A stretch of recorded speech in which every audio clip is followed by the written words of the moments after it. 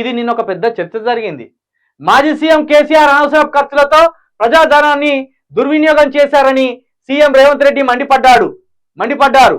ఆయన మరోసారి గెలిస్తే తిరిగేందుకు కొత్తగా 22 క్రూజర్ కార్లను కొని దాచారని తెలిపారు. కాన్వాయ్ కోసం నేను కొత్త బ్రాండ్లు కొన్నాను, ఖర్చు పెట్టను అని కాన్వాయ్ కోసం కొత్త బండ్లను కొనను, ఖర్చు పెట్టను అని ముందుగానే అధికారులకు చెప్పాను. పాత బండ్లని రిపేర్ చేసి అడ్జస్ట్ చేసి ఇవ్వండి అని అడిగాను. అయితే నేను సీఎం అయిన 10 రోజుల తర్వాత ఒక విషయం తెలిసింది. బీఆర్ఎస్ ప్రభుత్వం 22 కొత్త ల్యాండ్ క్రూజర్లు కొని దాచిపెట్టినట్టు ఒక అధికారి చెప్పాడు. 22 ల్యాండ్ క్రూజర్లను కొని విజయవాడలో దాచిపెట్టాం.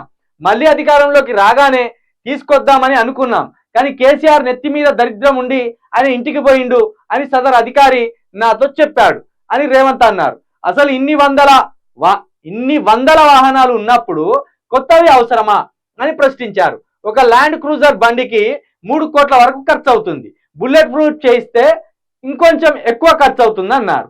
ఇలాంటివి కేసీఆర్ సృష్టించిన సంపద అని విమర్శించారు. 22 కొత్త క్రూజర్లు ప్రభుత్వ ఆస్తి అని, తప్పనిసరిగా వాటిని తీసుకుంటామని చెప్పారు. ఇక 3 కోట్ల రూపాయలు అవుతుంది ఒక ల్యాండ్ క్రూజర్.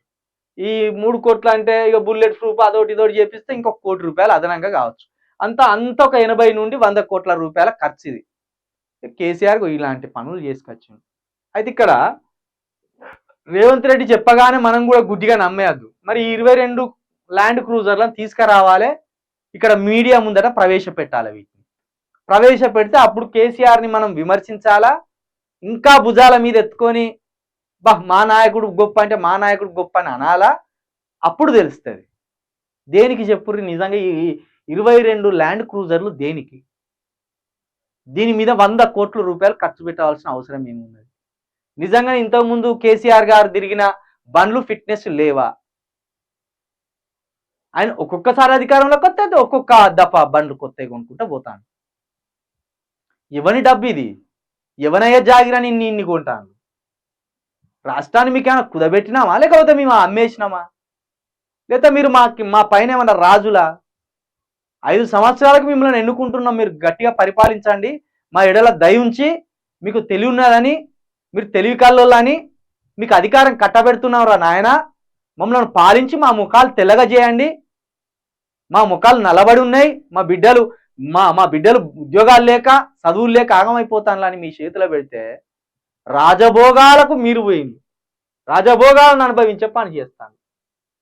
దయచేసి మీరు రేవంత్ రెడ్డి గారు నిజంగా ఈ 22 కొత్త వాహనాలు కనుక కేసీఆర్ కొని ఉంటే తక్షణమే వీటిని ప్రవేశపెట్టాలి. ఒకవేళ 22 క్రూజర్లను మీరు ప్రవేశపెట్టలేని ఎడల మీరు చెప్తున్నది అబద్ధాలని మేము నమ్మవలసి వస్తుంది. 22 క్రూజర్లు బయట పెట్టాలి, అవి ఎక్కడున్నాయో చూపించాలి. మీకు నిజంగా నిజాయితీ నిబద్ధత ఉంటే, నిజంగా కేసీఆర్ వీటి మీద కూడా దంద చేసిందని చెప్తే, అది నిజమే అయితే తెలంగాణ ప్రజలకు తెలవలసిన అవసరం ఉన్నది.